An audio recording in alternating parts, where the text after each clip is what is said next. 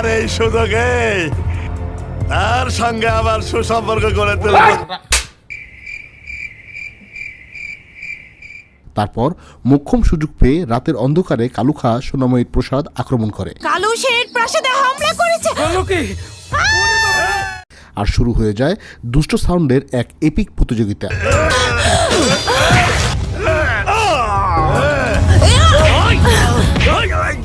প্রাণ বাঁচাতে সোনাময়ী পানিতে ঝাঁপ দেয়। পানি থেকে উঠে সোনাময়ী সামনে একটি মহিলা রোবট দেখতে পেয়ে তার দুর্দশার কথা জানায়। সব শুনে মহিলা রোবট বলেন কি আগে কাপড়টা পরিবর্তন করে নিন, না হলে ঠান্ডা লেগে যাবে।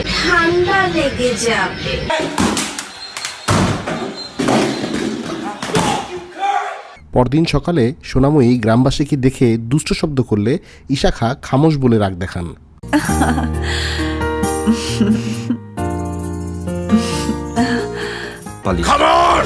ইশাখার খামোশ শুনে ভয় পেয়ে সোনামণি ইশাখাকে নাড়ু পাঠায়। ও নারু, আমার খুব পছন্দের।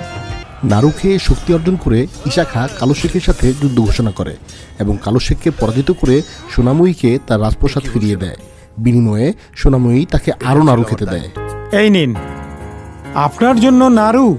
অন্যদিকে অতি অভিনেতা কালু শেখ পালিয়ে গিয়ে দিল্লির সম্রাট আকবরকে ইশাখার বিরুদ্ধে মেকি কান্না কাঁদতে কাঁদতে কথা লাগায়। চাঁদ রায় ও কেদার রায় আপনার অনুগত স্বীকার করলেও এই শাখার ভয়ে মুখ খুলতে পারছে না।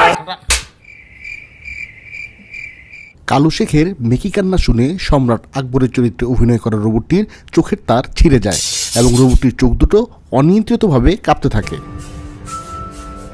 এবং তার সেনাপতি মানসিংহকে পাঠায় ইশাখাকে সাহায্য করার জন্য। বাদুড়ি দেখাচ্ছে, নিজেকে সে প্রতিষ্ঠিত বাদশা মনে করছে। তার পতন অবশ্যই ঘটবে। মানসিংহ, আদেশ করুন জাহাপনা।